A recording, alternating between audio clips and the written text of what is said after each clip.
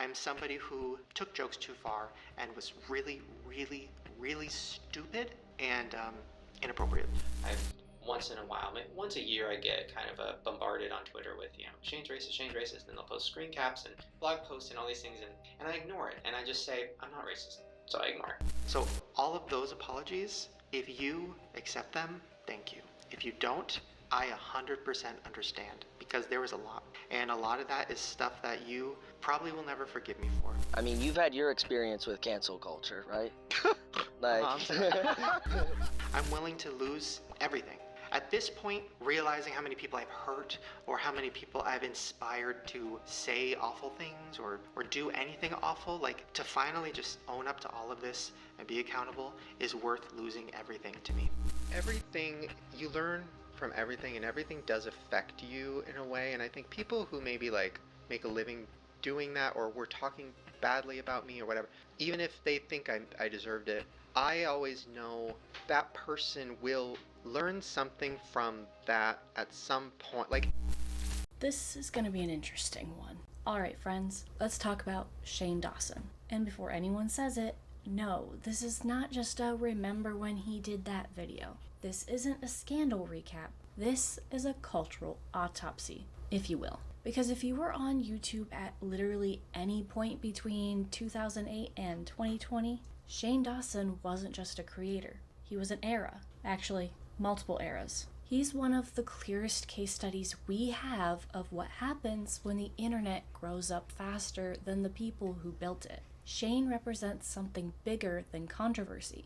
He represents reinvention, archive culture, edgy humor aging badly, the monetization of redemption arcs, the performance of empathy, the fact that you can be canceled and still have 18 million subscribers. So, the thesis for today's video that we will be following is this. Shane Dawson didn't just rise and fall. He evolved with the internet until the internet evolved past him. And yeah, it's messy. Like, really messy. But that's exactly the point. You're probably asking, Fit Historian, why does this even matter?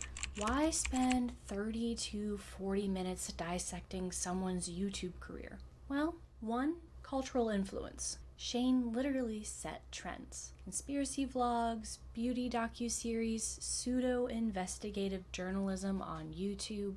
A lot of what we see today is built on his and other founding YouTubers' experiments. Two, audience shaping. He taught the internet how to watch, how to become invested in creators' lives, how to blur the lines between friend and fan. And three, the lessons. By looking at Shane, we get a window into the mechanics of YouTube fame, parasocial relationships, and the consequences of platform memory. And yes, we'll touch on the controversies, but not for the sake of clicks. We're unpacking why and how a creator goes from cherished to problematic in the public eye. So, grab your coffee, let's sit down and unpack this case study one era at a time. The early 2000s YouTube era. If you didn't experience early YouTube, I need you to understand something. It was lawless. You could upload literally anything. Cat videos, bad lip syncs, conspiracy ramblings, and people would eat it up. There were no HR departments, no PR training, and no media literacy. There was just a webcam, bad lighting, and vibes. Shane's early content thrived in that environment. He didn't start out as your empathetic documentary hero. Nope. Early Shane was a shock comedy incarnate. Sketch comedy, offensive caricatures, shock humor, blackface, and sexual jokes that today would absolutely end your career in 0.2 seconds. But here's the uncomfortable truth. That content didn't just exist, it was rewarded. Shane even has admitted to ramping his jokes up for the shock factor, because shock is what got views. I am sorry that I used to make really shitty fucking jokes. I am sorry that I was so fucking like insecure and like playing this character of this guy who's like crazy and will say anything and like tries to make people laugh by shocking them. That was my thing. That was what I did on YouTube. A lot of people now don't know that. If you started watching my videos more recently, you might not know that. But back in the day, 2008 to 2012-ish, maybe 2013, that was my thing. I thought it was so... I loved the feeling of making somebody shocked and laugh because they couldn't believe what was coming out of my mouth. I wasn't confident enough to make smarter jokes. I was making the easy jokes. I was playing crazy stereotypical characters. I was doing shit that was racially insensitive. I was doing shit that was homophobic. I was doing shit that could be considered fat shaming. I was doing some fucked up like comedy stuff that I'm not proud of. The algorithm rewarded outrageousness. Audiences rewarded boundary pushing. And the cultural tone of the time was very, if you're offended, you just don't get the joke. Now, this doesn't excuse it, but it does contextualize it. The early internet confused transgression with bravery. It framed cruelty as satire, and it treated irony as a shield against criticism. The problem with this is the internet never forgets. And when your brand is built on shock, your archive becomes a liability. This is what I'm going to call the archive problem. The same platform that allowed you to grow without gatekeepers also preserved every misstep in HD.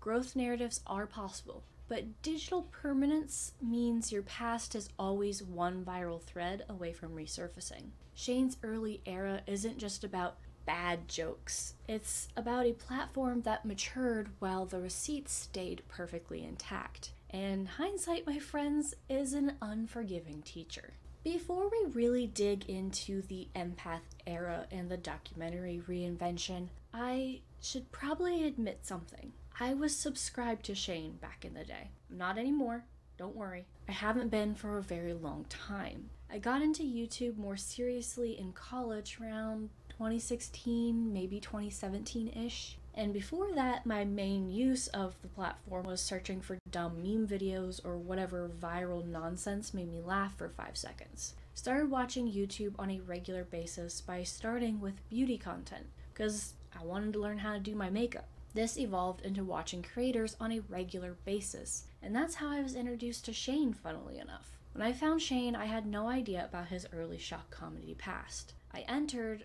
I'd say, around the conspiracy and vlogging era, maybe towards the end of it. To me, Shane felt kind of funny, kind of awkward, and very relatable. And I stayed through the documentary era and the beauty industry moment. His content felt personal, like a friend dropping in to spill some secrets or go on a weird little adventure with.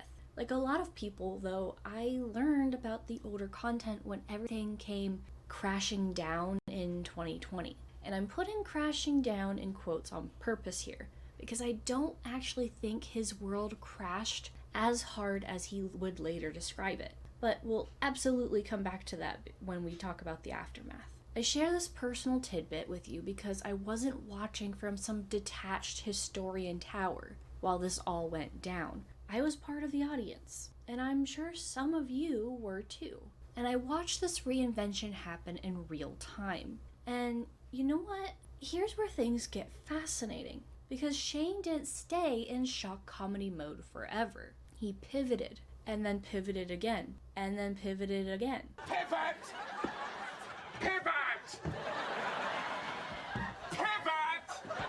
From sketch comedian to conspiracy theorist storyteller. From chaotic vlogger to self-deprecating, I'm just a mess like you personality. And eventually to documentary filmmaker. But let's not get too ahead of ourselves. I want to start with an era that changed how the internet saw Shane. The empath era was a reinvention unlike anything the platform had really seen before. Shane transitioned from sketch comedy and conspiracy theories into vlogs where he cried on camera, talked openly about his mental health, and positioned himself as the guy who gets it. And that documentary era? That changed everything. Long-form emotional music, dim lighting, tearful confessionals, slow zooms. It felt deep, it felt serious, and it felt like growth. And audiences, boy do they love a growth arc. Reinvention is survival on the internet. If you can convince people that you've evolved, they will often follow you.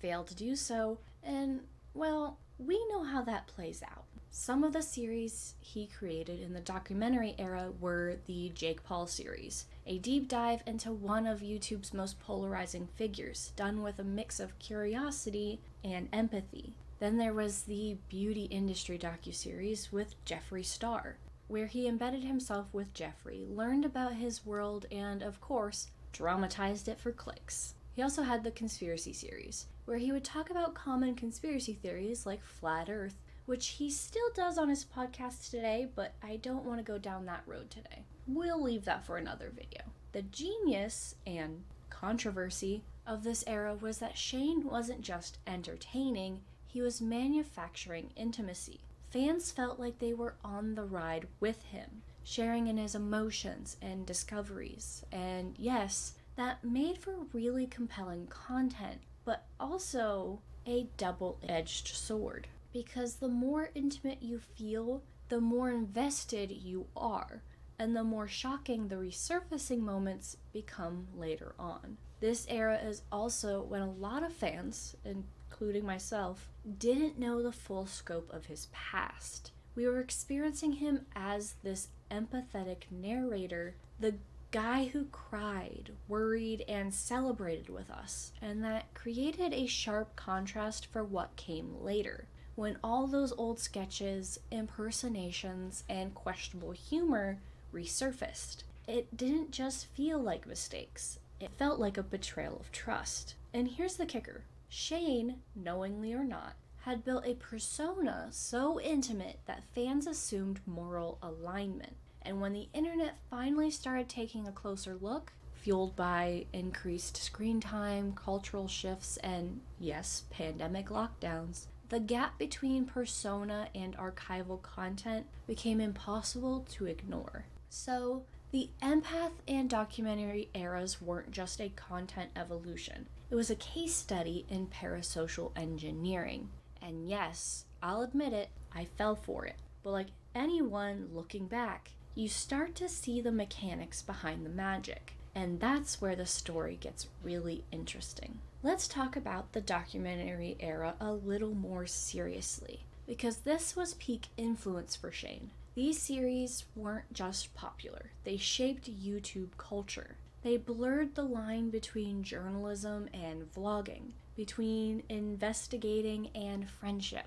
Shane was playing in the big leagues of YouTube psychology at this point. Not literally, of course, but let's be real, the guy mastered parasocial relationships before most of us even knew what that word meant. And audiences trusted him deeply during this period. So what is the empath brand that I keep mentioning? Well, it's the art of making people feel like you get them. Like you're their friend, their confidant, their slightly cooler, older sibling. All while filming everything for mass consumption. Shane did this with a few tricks. One, the confessional vlog. Crying on camera, opening up about insecurities, past mistakes, family drama. Classic empathy bait. But it worked. People didn't just watch, they emotionally invested. And here's the key. Emotional investment equals algorithmic reward. More watch time, more engagement, more traction.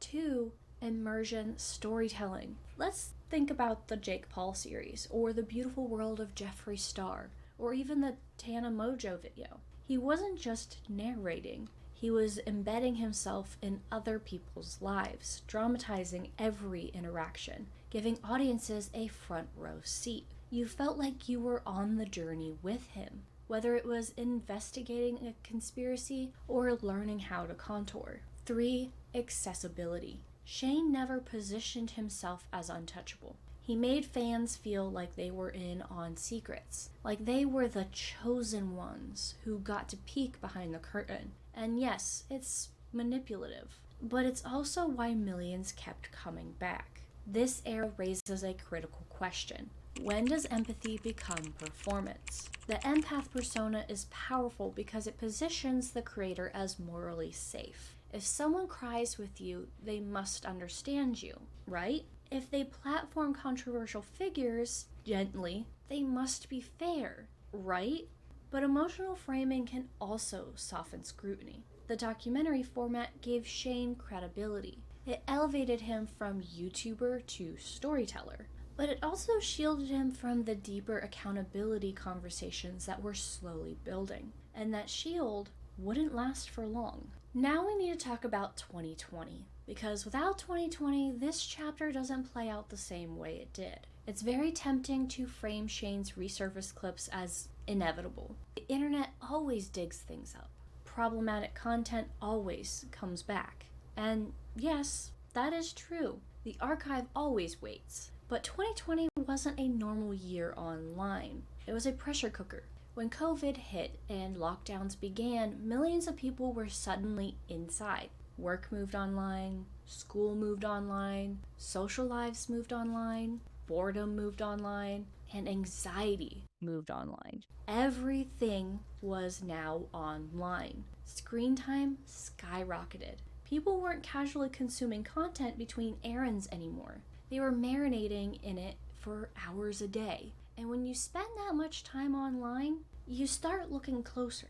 You revisit old favorites. You rewatch things. You analyze creators more critically. You notice patterns you missed when you were 14 and watching on a school laptop with low resolution and zero life experience. But it wasn't just boredom. 2020 was also the year of widespread political and social reckoning. Conversations about racism, power, accountability, and systemic harm were everywhere. Social media feeds were not just memes and vlogs. They were infographics, protest footage, mutual aid links, and public callouts. Cultural tolerance at this time narrowed. Things that might have been brushed off in 2014 as edgy humor were being reevaluated in 2020 through a very different moral lens. And here is the key point. The internet didn't just change, the audience changed. The teenagers who watched Shane's early shock comedy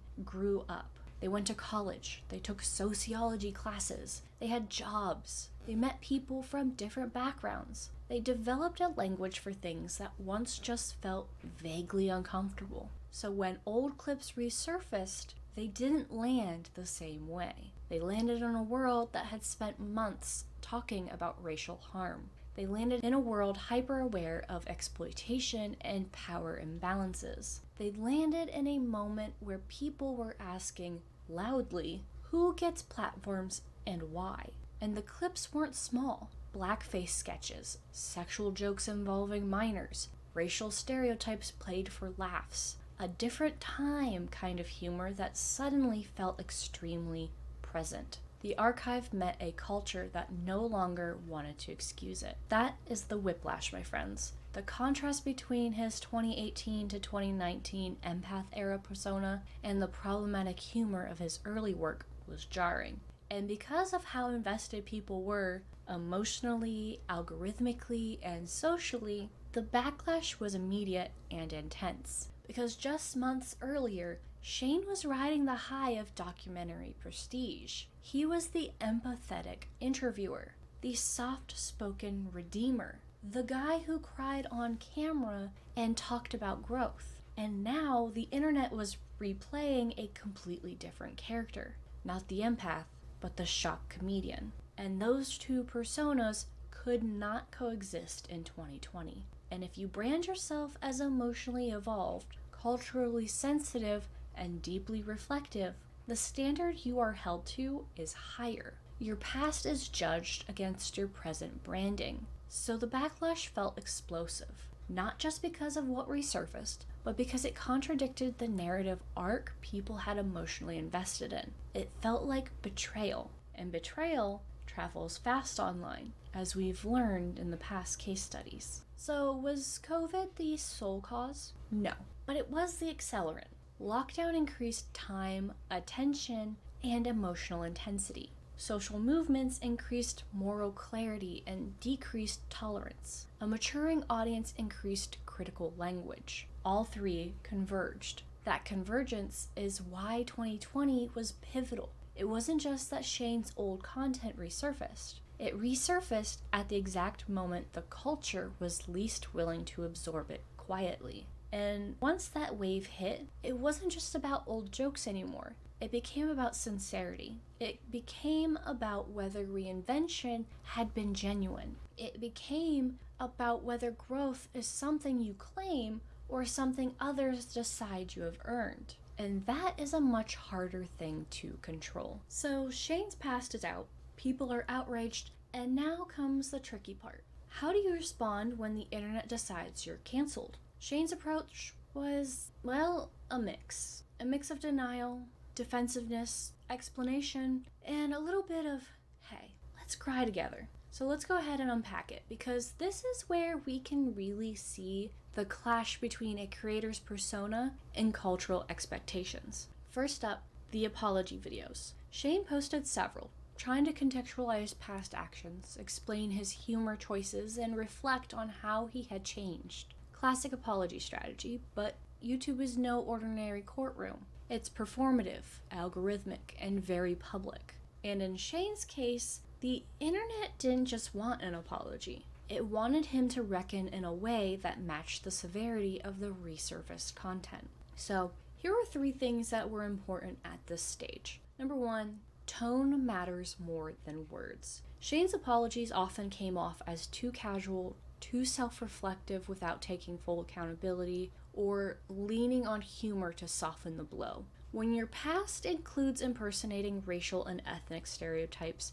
making crude jokes about minors, and engaging in questionable behavior, a hey, sorry if anybody was offended vibe doesn't quite cut it. 2, the audience isn't the same as it was in 2010. Remember that empath brand? It worked for years because fans felt like they were in on it. By 2020, that same intimacy became a magnifying glass. People weren't just listening, they were analyzing every word, every facial expression, every frame. And Shane's natural instinct to be relatable sometimes clashed with the need to be unequivocally accountable.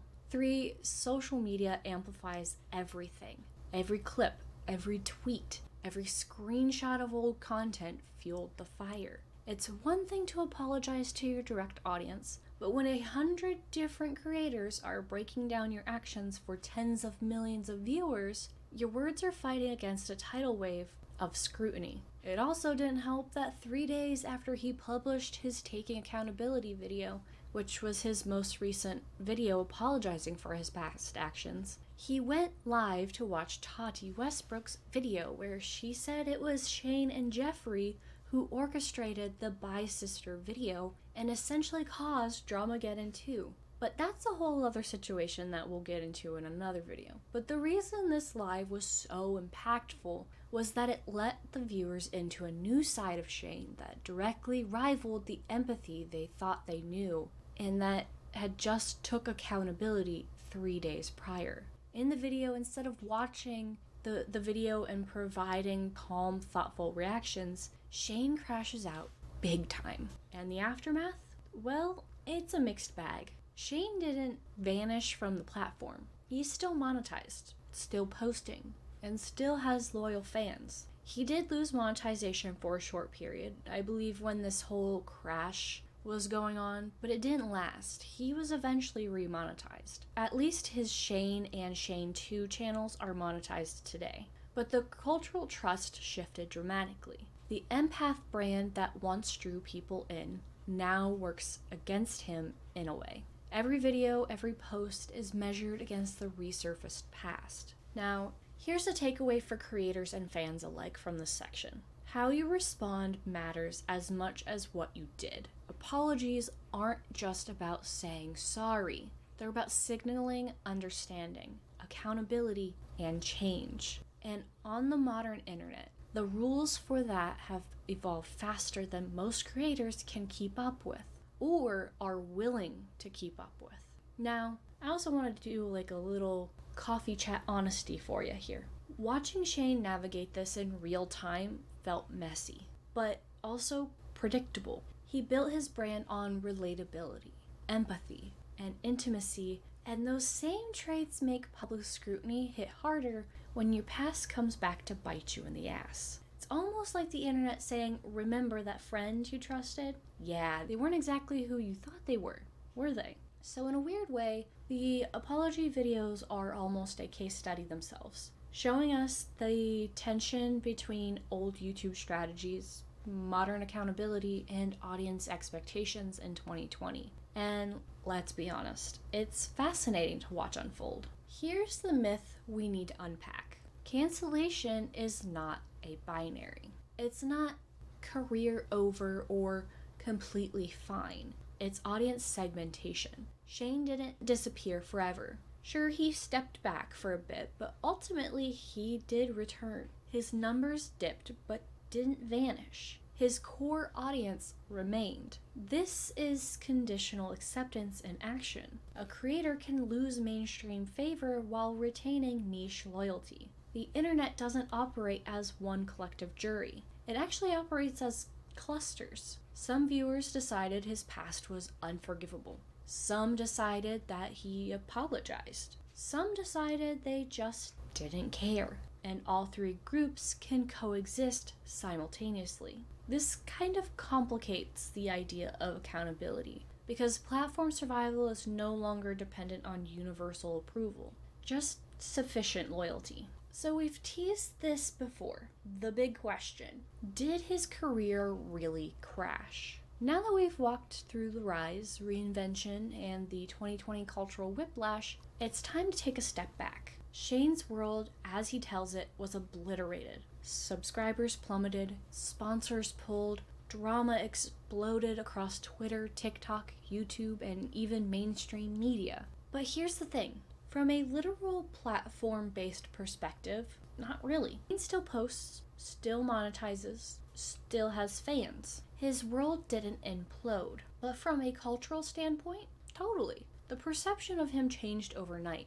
And that shift affects everything: his brand, audience trust, sponsorships, and legacy. The crash narrative is partly marketing, partly emotional framing. It makes for a good storytelling. Rise, fall, redemption. But if we look at the numbers, the platform infrastructure, the ongoing engagement, it's more like a very loud shakeup than a collapse. This is where that earlier admission comes back in. I was watching, invested, thinking the world was ending for him. And yes, it felt intense. But once you step back and start watching it with context, the reality was more nuanced. And nuance is important here, because it highlights how much perception matters online. The narrative of a crash often spreads faster than the facts of recovery, growth, or continued presence. And this is the point where we start seeing a pattern that's bigger than just one creator.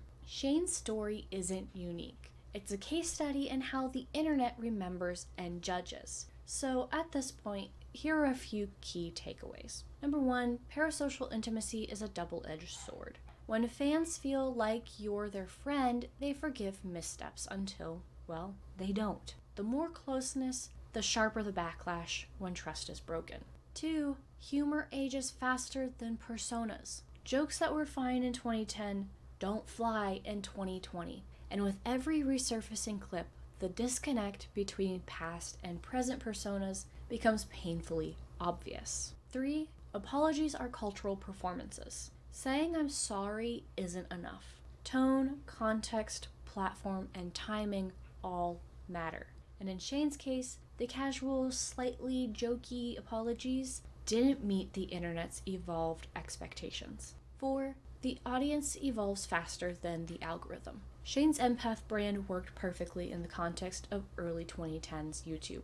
But by 2020, the cultural context had shifted. Platforms reward engagement, not ethics. But audiences now judge both. So, what's the legacy? Shane Dawson is a cautionary tale, yes, but also a mirror for the internet itself. His rise shows the power of parasocial intimacy, empathy, and immersive storytelling. His crash shows how quickly that same power can turn into scrutiny when cultural norms catch up. And his ongoing presence shows that the internet doesn't always destroy creators. Sometimes it just changes how we see them. So when we talk about the aftermath, let's remember, The world didn't end. The internet just reminded Shane, and all of us, that past content isn't ever fully erasable, and reinvention is fragile, but not fatal. The real takeaway is about perception versus reality, and how quickly the former can outpace the latter. So we've gone on a pretty wild ride. The rise, the empath brand, the resurfacing of past content, the apologies, the cultural whiplash, and now we're left staring at the aftermath, wondering, what did we actually learn? First off, Shane's story is less about him as an individual and more about how the internet works as a cultural machine. It's a living, breathing organism that rewards intimacy, engagement, and drama. But it doesn't owe you loyalty. You can build trust, empathy, and relatability for years, and in one viral moment, perception can flip. It also shows us how cultural standards evolve. Jokes, personas, and behaviors that felt fine a decade ago are now scrutinized under a completely different lens. And creators who fail to adapt, they get whiplash. Those who succeed, they evolve, sometimes awkwardly, sometimes brilliantly, sometimes in a way that's barely recognizable from who they were when they started. And here's another thing. The internet doesn't always destroy creators. Sometimes it just changes how we see them. Shane still posts, still has fans, still makes money. But the narrative has shifted. He isn't the untouchable, relatable friend of the empath era anymore. He's a cautionary tale with a YouTube channel. And here's the kicker. This isn't unique to Shane. Every creator operating under old rules, relying on parasocial closeness, relying on quirky YouTube humor, or relatable overshares, is playing a game that is constantly evolving. And the audience? They've been promoted to the role of moral arbiter, cultural critic, and archivist all at once. So as we wrap this up, here's the question I want you to sit with. Who else out there is still operating by rules that no longer exist? Who's building intimacy, influence, and a brand under assumptions that might be obsolete? And when the resurfacing happens, as it inevitably will, how will the internet respond? And maybe the most uncomfortable question, how much of the internet culture is genuine moral progress? And how much is cyclical outrage with better branding? I don't have any clear answers, but I do know this. Shane Dawson is not just a controversial YouTuber. He's a time capsule of internet evolution. Shane's story is messy, complicated, and some of his fans may argue unfair. But it's also a blueprint for power, accountability, and the brutal reality that the internet doesn't forget. And for creators and audiences alike, it's a reminder, nothing here is permanent, but everything leaves a trace. So next time you scroll through YouTube, take a sip of your coffee and think, what's the legacy of the content we love? And what rules are we all playing by without even realizing it? Because if we're going to understand where online culture is going, we have to understand the people who defined where it's been. Thank you so much for joining me for this case study. I know it was a really long one, so I really appreciate you sticking around. As always, please feel free to drop your thoughts in the comments, but please let's keep them thoughtful. We've had enough public shaming for one video. If you like this video, please hit that like button and subscribe so you don't miss the next one. I post a new case study every month, and the next one is kind of a return to a former feature on one of my other case studies, so you won't want to miss that. I want to also thank you guys so much for the support I've received on these videos. They take a lot of time and research and writing and editing and all of that stuff, so I really appreciate the support, and if there's anything you guys want to see on my channel, please feel free to let me know. Now go ahead and finish your coffee and get out of here, because we both know you were supposed to be doing something else right now. I'll catch you in the next one. Bye!